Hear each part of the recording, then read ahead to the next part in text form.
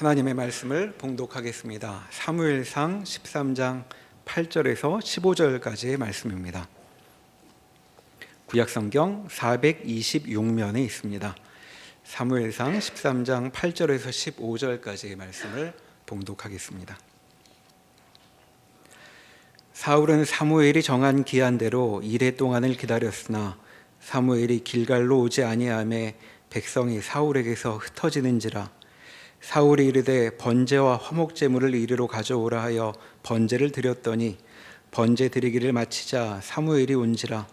사울이 나가 맞으며 문안하매 사무엘이 이르되 왕이 행하신 것이 무엇이냐 하니 사울이 이르되 백성은 내게서 흩어지고 당신은 정한 날 안에 오지 아니하고 블레셋 사람은 믹마스에 모였음을 내가 보았으므로 이에 내가 이르기를 블레셋 사람들이 나를 치러 길갈로 내려오겠거늘 내가 여호와께 은혜를 간구하지 못하였다 하고 부득이하여 번제를 드렸나이다 하니라. 사무엘이 사울에게 이르되 왕이 망령되이 행하였도다. 왕이 왕의 하나님 여호와께서 왕에게 내리신 명령을 지키지 아니하였도다. 그리하였더라면 여호와께서 이스라엘 위에 왕의 나라를 영원히 세우셨을 것이거늘 지금은 왕의 나라가 길지 못할 것이라.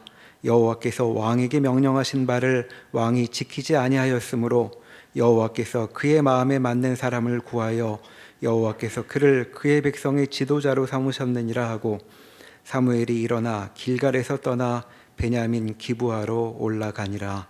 아멘. 사무엘상 13장 앞부분의 말씀을 보면 사울이 이스라엘을 다스린 지 2년에 블레셋과 대치하고 있는 장면을 묘사하고 있습니다.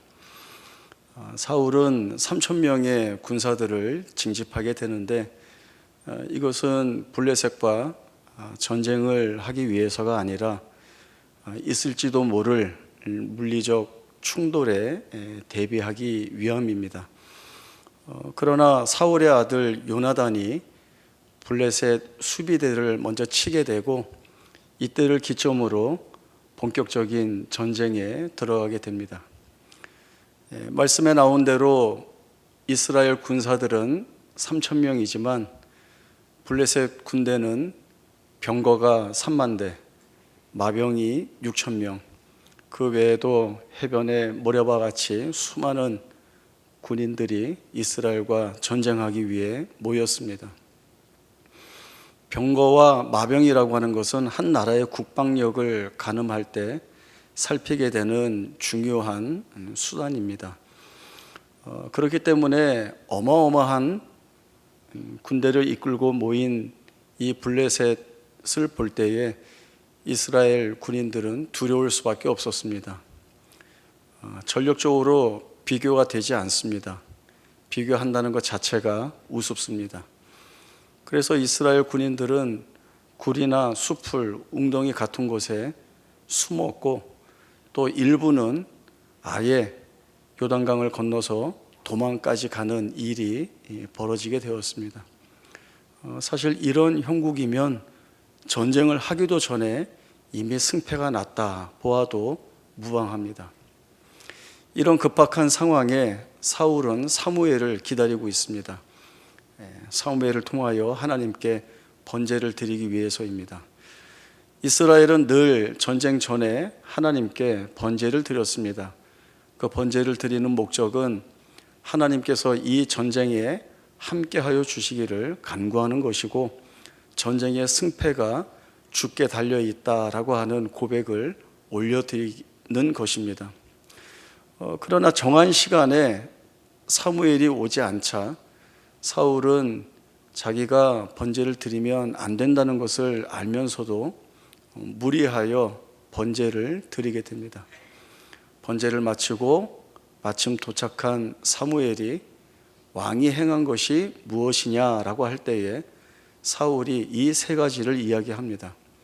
첫 번째는 백성들이 내게서 흩어지고 있어서 번제를 드렸습니다. 당신이 정한 시간에 오지 않아서 내가 번제를 드렸습니다. 블레셋 군대가 곧 쳐들어올 것 같아서 전쟁 전에 하나님의 은혜를 구하기 위해서 번제를 드렸습니다. 사울의 입장을 전적으로 이해하려 든다면 그럴 수 있겠다라고 하는 그런 생각도 듭니다. 그러나 이 생각과는 다르게 사무엘은 아주 단호하게 사울을 책망합니다. 왕의 하나님이신 여호와의 명령을 지키지 않았다고 말합니다. 그리고 그것이 왕이 망령되이 행한 일이라고 지적을 합니다. 왕이 망령되이 행한 일이 무엇이기에 하나님은 이 사울 왕을 버리고 새로운 하나님 마음에 맞는 사람을 세우셨다라고 말씀하실까? 망령되이 행한 것이 무엇이기에 왕조를 이어가지 못할 만큼의 심각한 범죄인가? 이런 생각들을 해보게 됩니다. 망령되이 행하였다라고 하는 말씀을 저희가 생각을 해보면 10계명에 있는 세 번째 계명을 저희들이 기억이 납니다. 너는 내 하나님 여호와의 이름을 망령되이 일컫지 말라. 여호와는 그의 이름을 망령되게 부르는 자를 죄 없다 하지 아니하니라 라고 하는 말씀입니다. 자, 이 세 번째 계명을 잠시 기억해 두시고 레위기 18장 말씀을 보면 가나안 족속들이 행하는 가증한 풍습에 관한 말씀들이 여러 가지가 나옵니다. 그 중에 있는 한 말씀이 너희의 자녀를 불에 태워 몰렉에게 주지 말라. 여호와의 이름을 망령되이 하지 말라. 욕되게 하지 말라. 나는 여호와니라. 이 말씀이 있습니다. 그리고 레위기 19장에 가면 거룩한 백성으로서의 삶을 명령하고 계시는데 그 말씀 중에도 거짓 맹세함으로 여호와의 이름을 욕되게 하지 말라. 나는 여호와이니라 라고 하는 말씀이 있습니다. 반복되는 말씀이 나는 여호와다 라고 하는 말씀인데 더 쉽게 의미를 살펴보면 나는 그런 하나님이 아니다 라고 하는 뜻입니다. 자녀를 불에 태워 자기의 소원을 채워주는 그런 신이 아니다 라고 하는 말씀이고, 거짓 맹세하는 것에 속아 너희의 원하는 것을 주는 그런 신이 아니다 라고 하는 말씀입니다. 다시 세 번째 계명으로 돌아와서 너는 내 하나님 여호와 이름을 망령되이 일컫지 말라라고 하는데, 이름이라고 하는 것은 그 이름에 큰 의미가 담겨 있습니다. 하나님의 이름, 거룩한 이름, 성호라고 하는 것은 하나님의 거룩하신 성품이 무엇이며 그 하나님이 이루어내신 역사가 무엇인지를 대변하는 의미가 그 이름에 다 담겨 있다라고 하는 것이죠.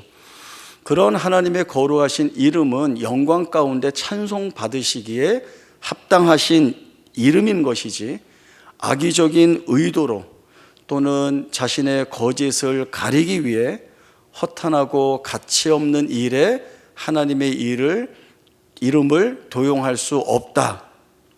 만약에 그렇게 하는 것이라면 그것이 바로 여호와의 거룩하신 이름을 망령되이 일컫는 것이다 라고 하는 말씀을 주고 있는 것입니다. 사울이 자기 입으로 이야기를 했습니다. 백성들이 흩어짐으로 내가 번제를 드렸습니다. 그러니까 사울은 흩어지는 사람들을 막기 위해 번제를 이용한 것입니다. 그 의도와 목적 자체가 불경하고 불손합니다. 사울이 보아야 하는 것은 흩어지는 백성들이 아니라 하나님이 이 전쟁을 통하여 이루실 뜻이 무엇인지를 자기 자신이 먼저 하나님 앞에서 깨우치는 것입니다. 사울이 하나님으로부터 어떤 책임을 위임받았습니까? 사울이 사무엘에게 오기 전날 하나님이 주신 말씀이 있습니다. 내가 베냐민 땅에서 한 사람을 보내리니 너는 그에게 기름을 부어 내 백성 이스라엘의 지도자가 되게 하라. 그는 블레셋의 손에서 내 백성을 구원할 자다. 이 말씀을 주셨습니다. 사무엘이 하나님이 주신 이 말씀을 자기만 알고 있었을까요?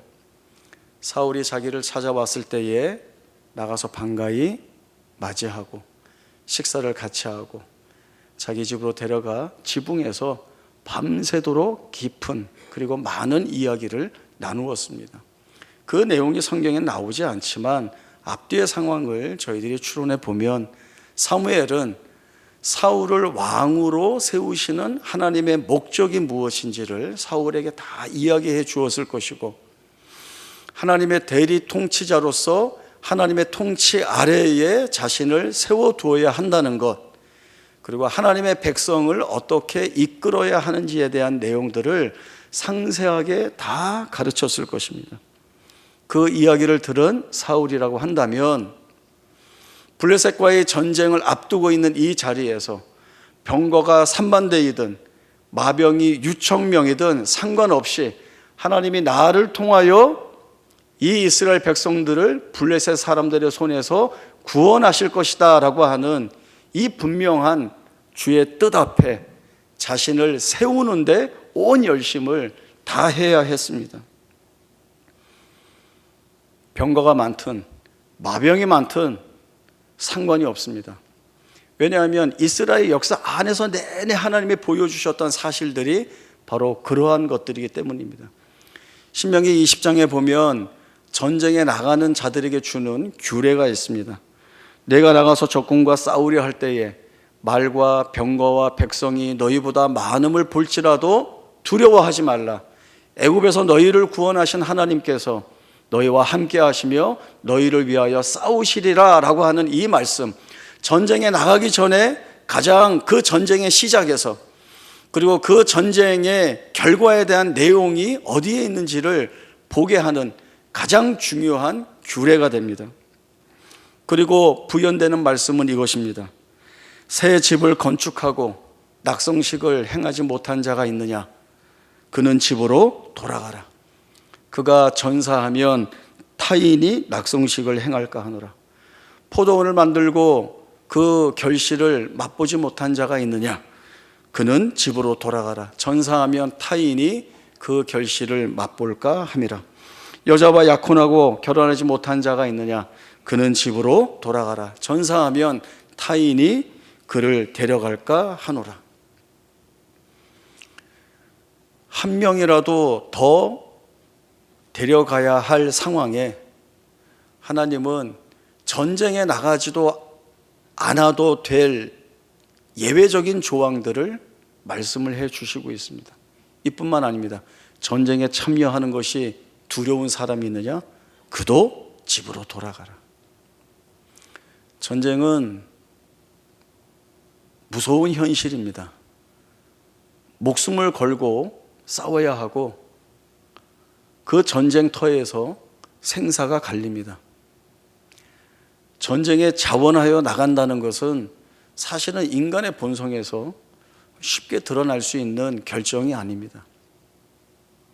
그렇게 하라고만 한다면 전쟁터에 나가지 않고 집으로 돌아가는 것이 사람이 지니고 있는 마음입니다. 다 열어두었습니다. 하나님이 왜 이런 예외 조항을 가득 만들어 주셨을까요? 하나님께는 전쟁이 병거나 마병 그리고 군인의 수라고 하는 이 조건에 달려있지 않기 때문에 그렇습니다. 사울도 이 사실을 봤어야 합니다. 아무리 블레셋이 병거 3만 대, 마병 6천 명, 수많은 군사들로 모여있다 할지라도 그것을 보고 두려워할 것이 아니라, 그리고 내게서 흩어져 3천 명이었던 군인이 600명밖에 남지 않는 이 사실을 두려워할 것이 아니라 늘 전쟁에 함께 참여하시는 하나님, 우리가 차지할 수 없는 가나안 땅을 영원한 기업으로 차지하게 하신 하나님, 영원 전부터 지금까지 이스라엘을 지키고 생명 가운데 보존하시고 친히 이끌어 오신 하나님이 이 전쟁에 함께 하시며 이기게 하시리라. 이스라엘을 향하여 가지고 계신 그 목적과 뜻을 반드시 수행해 내시리라 라고 하는 이 사실 앞에 자신을 세워야 합니다. 그리고 그 담대한 고백을 이 사울이 가졌어야 하는 것입니다. 지난 설교에서 말씀드렸습니다. 하나님은 사울을 사랑하셨습니다. 그를 기뻐하셨습니다. 그래서 그를 기름 부어 왕으로 세우셨습니다. 사무엘이 사울에게 뭐라고 합니까? 왕이 망령되이 행하지 아니하였더라면, 하나님이 내리신 명령을 지켰더라면 하나님께서 이스라엘 위에 왕의 나라를 영원히 세우셨을 것입니다. 하나님이 그 뜻을 가지고 계셨습니다. 그러나 사울이 이 하나님의 뜻을 거슬렀던 겁니다. 사울은 하나님의 마음을 쫓지 않았습니다. 그리고 자기가 매여 있는 현실의 조건에 붙들려 하나님이 기뻐하시는 판단을 내리지 못했습니다. 그러면 하나님의 마음에 맞는 자가 똑같은 상황에서 내리는 판단, 결정, 선택은 무엇이었을까요? 다윗의 시편 20편 말씀을 함께 찾아보겠습니다. 시편 20편 1절에서 9절까지의 말씀입니다.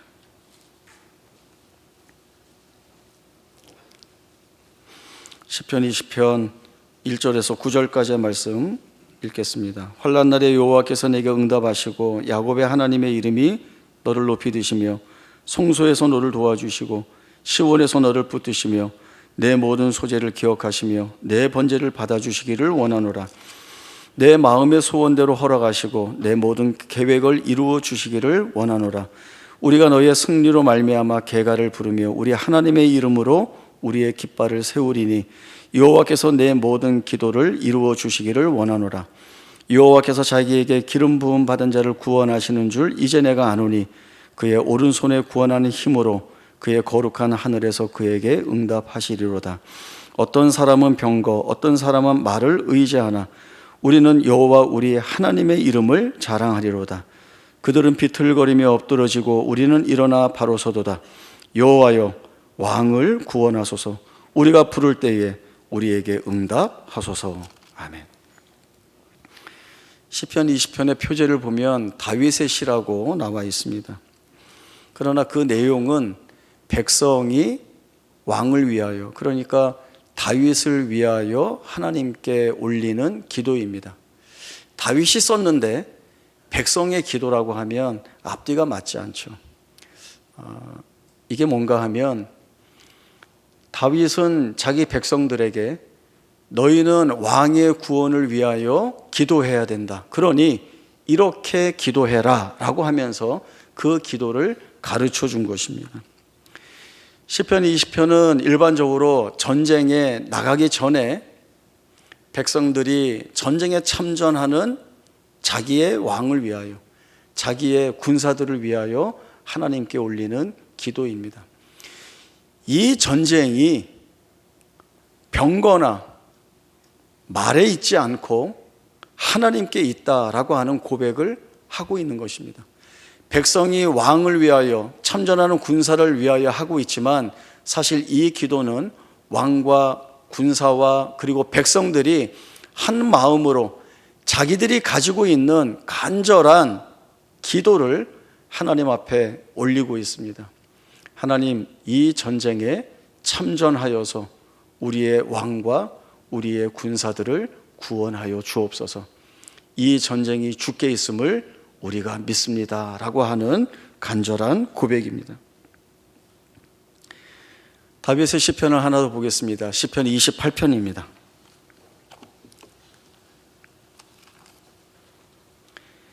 1절부터 9절까지의 말씀도 제가 읽겠습니다.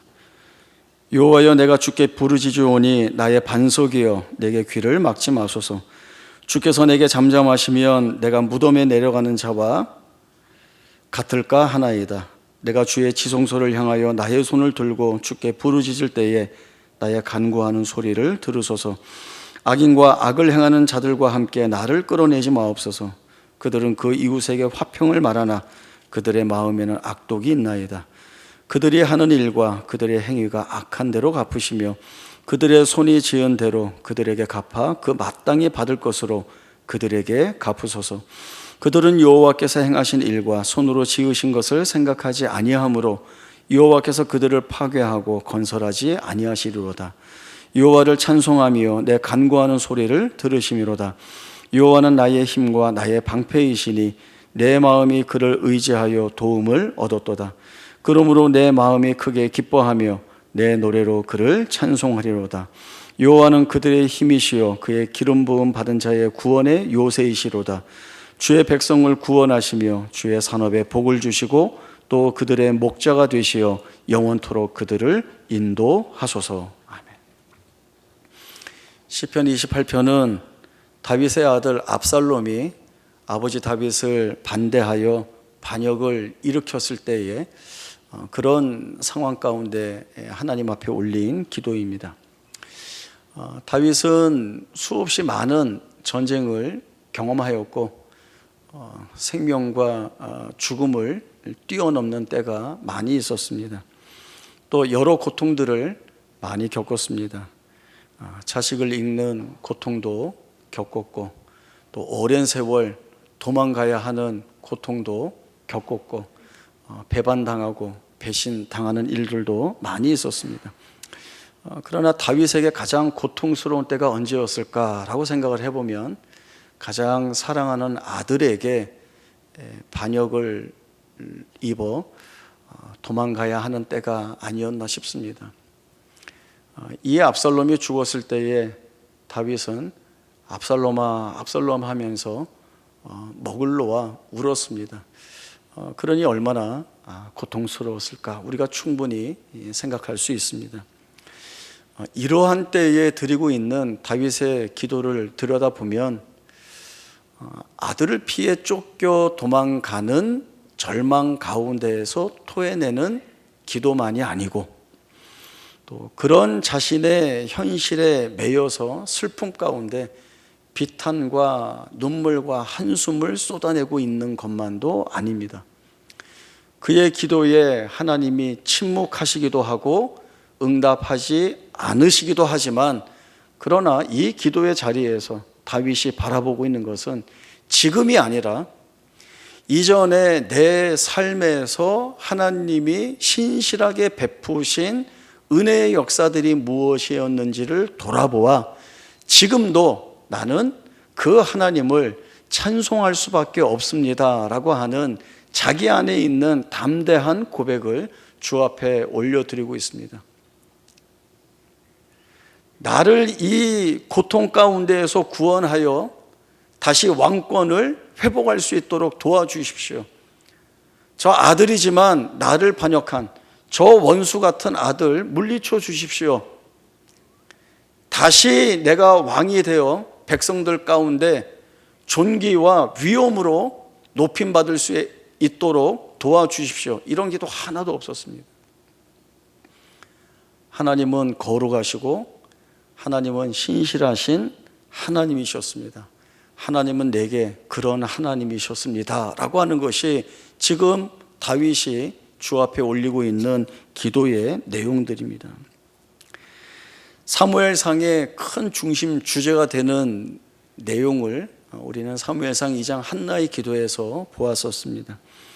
하나님은 죽이기도 하시고 살리기도 하시고 수월에 내리기도 하시고 올리기도 하시고 하나님은 가난하게도 하시고 부하게도 하시고 하나님은 낮추시기도 하시고 높이시기도 하시는 하나님이시다라고 하는 겁니다. 이 기도의 내용은 우리 개인의 전 생애와 한 나라의 운명과 그 시대와 온 우주가 주의 손에 있습니다 라고 하는 겁니다. 그리고 하나님의 영원하신 작정 가운데에서 정하신 모든 일들이 하나님의 완전하며 그리고 충만하게 채워주시는 지혜로 그 일들을 하나도 흐트러짐 없이 행하시는 것, 바로 하나님이 그런 하나님이시다라고 하는 거죠. 우리의 신앙 고백이 이 하나님에 대한 고백입니다. 우리가 하나님을 이 하나님으로 믿고 있습니다. 그러나 우리의 현실이 어떻습니까? 우리는 조건에 매입니다. 조건에 매이다 보니 우리는 조급합니다. 하나님, 지금 아니면 안 됩니다. 하나님, 이거 아니면 안 됩니다. 지금 안 되고 이것 아니면 우리는 끝납니다. 우리는 망합니다. 더 이상의 소망도 없습니다.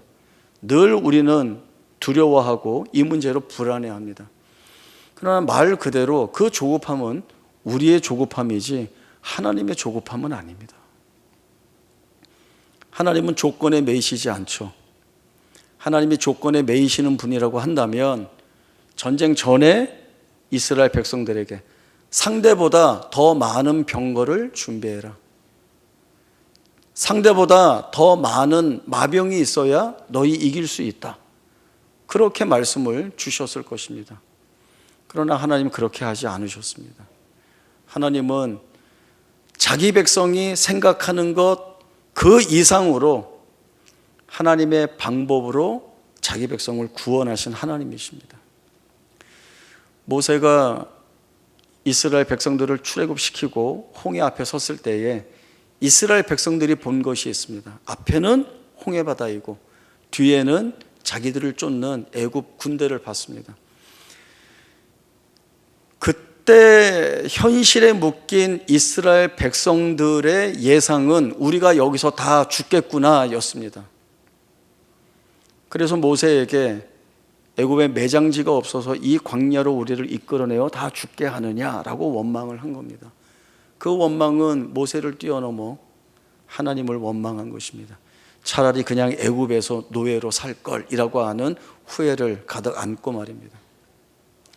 그때 모세가 너희는 가만히 서서 오늘 너희를 위하여 행하시는 하나님의 놀라운 구원의 역사를 봐라 라고 이야기합니다. 하나님께서 애굽 군대와 싸우시리니 다시는 영원히 저들을 보지 못할 것이다 라고 이야기합니다. 그리고 그 뒤에 말씀이 뭐예요? 하나님이 모세에게 뭐라고 말씀하시는가 하면 너는 왜 내게 부르짖느냐 라고 말씀하십니다. 이게 앞뒤가 안 맞잖아요. 모세가 많이 당황했을 것 같습니다. 그런데 칼빈이 이 말씀을 어떻게 풀고 있는가 하면 이런 뜻이라는 거죠. 너는 어찌하여 내게 부르짖느냐? 모세야, 뭐하고 있어? 지팡이를 들고 바다 위로 손을 내밀어 바다가 갈라지게 하고 그리고 그 가운데로 내 백성이 건너가 구원을 얻게 하라 라고 하는 뜻이라는 거죠.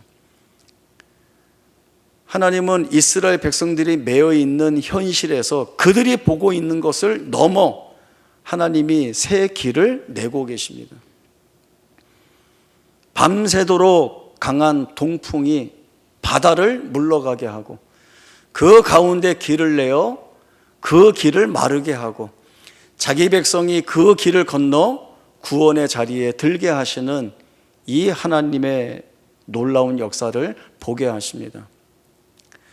세상이 그렇게 그런 구원의 방법을 만들어낼 수 있을까요? 만들어낼 수 없습니다. 하나님만이 그 일을 행하실 수 있습니다. 우리는 무엇에 마음을 두고 있습니까? 우리는 무엇에 마음을 빼앗기고 있습니까? 우리가 하나님이 아닌 다른 데 마음을 두고 있다면, 다른 것에 마음을 빼앗기고 있다면 우리는 하나님을 온전히 바라볼 수가 없습니다. 중요한 것은 우리가 이 사실을 알아야 된다는 것입니다. 하나님의 일하시는 방법, 하나님의 시간, 하나님의 때, 하나님은 단 하나의 오차도 없이 하나님이 우리에게서 작정하신 뜻들을 다 이루어내실 것이라고 하는 겁니다. 우리는 우리가 겪는 현실 속에서 우리가 갖는 의심들이 있습니다. 하나님이 일하고 계시다는 것을 우리가 보게 되는데 그렇게 해서 될까? 그 일이 가능할까?